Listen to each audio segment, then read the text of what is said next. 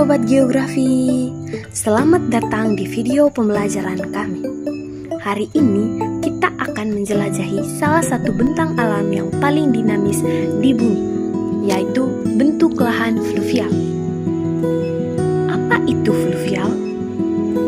Kata fluvial berasal dari bahasa Latin, yaitu fluvius, yang artinya sungai. Jadi, bentuk lahan fluvial adalah semua bentuk permukaan bumi yang tercipta oleh aktivitas air mengalir atau sungai. Aktivitas ini mencakup 3 proses utama, yaitu pengikisan atau erosi, pengangkutan atau transportasi, dan pengendapan atau sedimentasi. Ketiga proses inilah yang bekerja tanpa henti membentuk lembah, minder, hingga dataran banjir. Studi kasus kita yaitu Sungai Aesesa Nagekeo. Untuk memahami konsep ini secara nyata, kami mengambil contoh studi kasus yang luar biasa yaitu Sungai Aesesa di Kabupaten Nagekeo, Nusa Tenggara Timur. Sungai Aesesa adalah salah satu sungai terpenting di Flores. Sungai ini mengalir melintasi Nagekeo dan memainkan peran vital dalam kehidupan masyarakat setempat, terutama sebagai sumber irigasi bagi sawah-sawah. Lokasinya yang geografis. Sungai ini berhulu di wilayah pegunungan dan mengalir ke arah selatan hingga akhirnya bermuara ke Laut Sawu. Keunikan batuan dan curah hujan di daerah Nagekeo inilah yang menciptakan berbagai bentuk lahan fluvial khas di sepanjang aliran Sungai Aesesa. Mari kita telaah lebih dalam bagaimana Sungai Aesesa bekerja di segmen berikutnya. Kita akan membahas secara rinci proses pembentukan lahan fluvial. Sekarang kita masuk pada proses pembentukan bentuk lahan fluvial. Kita telah melihat Sungai Aesesa. Sekarang mari kita bedah bagaimana sungai ini menciptakan bentuk lahan yang kita lihat. Ada 3 mekanisme utama yang bekerja tanpa henti, yaitu yang pertama, erosi atau pengikisan. Ini adalah proses di mana sungai mengikis dan memotong material di dasar dan dindingnya. Di hulu sungai Aesesa yang curam, erosi vertikal mendominasi, memperdalam lembah. Sementara di bagian tengah yang datar, erosi lateral menyebabkan sungai melebar dan membelok atau membentuk meander. Yang kedua, transportasi atau pengangkutan. Material yang mengikis diangkut, sedimen halus dibawa melayang atau suspensi, batuan kecil berlompat-lompat atau garis datar, dan material terlarut dibawa bersama air. Volume sedimen yang diangkut Sungai Aesesa sangat besar, terutama saat musim hujan. Yang ketiga, sedimentasi atau pengendapan.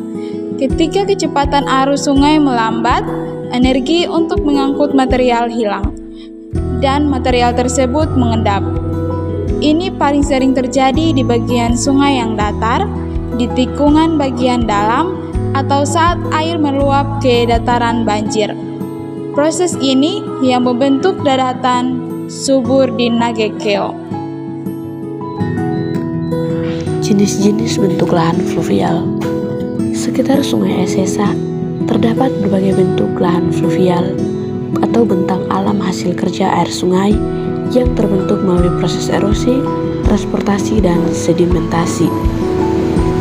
Dari 3 proses tadi, tercipta 2 kategori utama bentuk lahan, yaitu erosional dan defusional. Bentuk lahan erosional adalah bentuk lahan hasil pengikisan.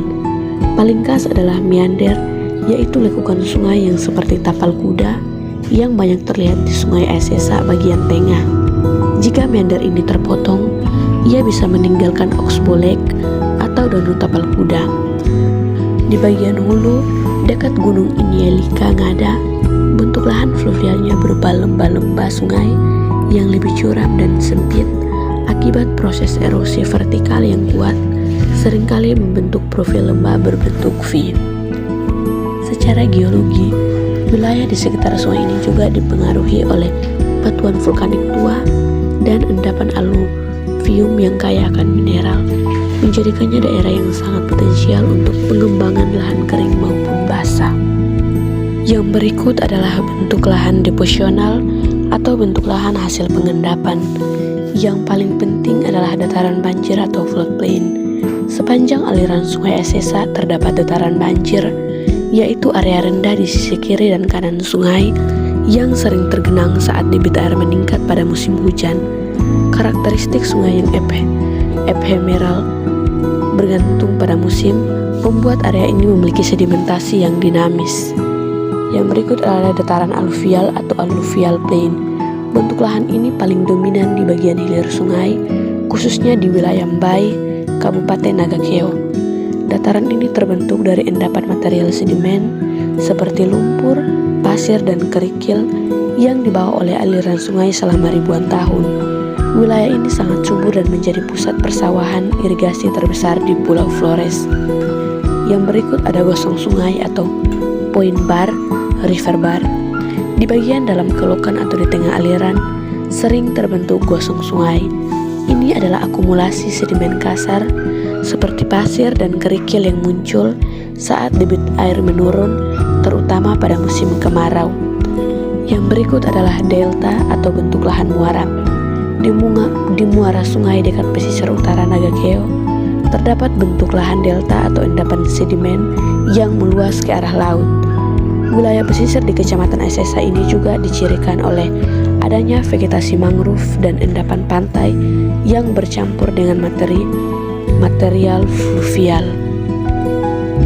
Yang berikut ada juga tanggul alam atau natural reef, gundukan rendah di sepanjang tepi sungai yang terbentuk dari pengendapan sedimen kasar saat banjir meluap. Sekarang kita masuk pada faktor yang mempengaruhi perkembangan Sungai Esesa. Sungai Esesa tidak hanya dipengaruhi air itu sendiri, tetapi juga oleh kondisi lingkungannya. Yang pertama, iklim. Curah hujan di Nagakeo sangat memengaruhi debit air. Curah hujan tinggi berarti erosi dan transportasi sedimen yang lebih besar. Yang kedua, geologi atau batuan. Struktur batuan di dasar sungai menentukan seberapa cepat sungai mengikis. Batuan yang lunak akan lebih cepat terkikis. Yang ketiga, topografi. Kemiringan lereng menentukan kecepatan arus. Semakin curam, semakin besar kekuatan erosinya. Yang keempat, vegetasi. Tumbuhan di daerah aliran sungai atau DAS adalah mengikat tanah alami, mencegah erosi. Penggundulan hutan di hulu sungai Esesa akan mempercepat erosi dan meningkatkan risiko banjir di hilir. Yang kelima, aktivitas manusia. Pembangunan di tepi sungai atau penambangan pasir juga sangat mempengaruhi stabilitas bentuk lahan fluvial.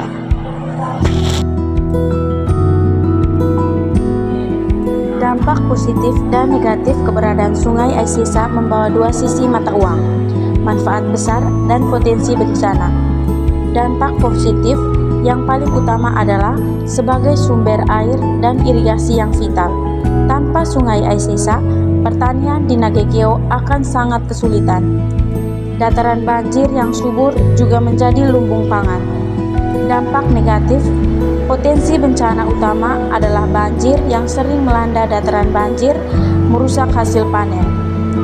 Dampak kedua adalah erosi lateral yang kuat.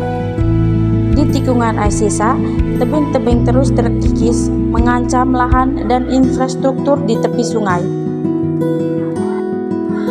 Untuk menjaga keseimbangan alam dan meminimalisir risiko, diperlukan upaya pengelolaan dan mitigasi yang tepat. Yang pertama, pengelolaan daerah aliran sungai. Kita harus menjaga wilayah hulu. Program reboisasi dan penerapan teknik konservasi tanah seperti terasering sangat penting untuk mengurangi laju air dan erosi sebelum mencapai hilir. Yang kedua, mitigasi fisik. Untuk menahan erosi tebing di Esesa, pembangunan beronjong atau tanggul pasangan batu sangat diperlukan. Selain itu, normalisasi sungai atau pengerukan sedimen membantu meningkatkan kapasitas sungai agar tidak mudah meluap saat musim hujan. Yang ketiga, edukasi. Yang terakhir adalah kesadaran. Masyarakat harus diedukasi untuk tidak membangun di sepanjang sempadan sungai atau batas aman dan tidak membuang sampah ke aliran sungai. Hello, hello, can you hear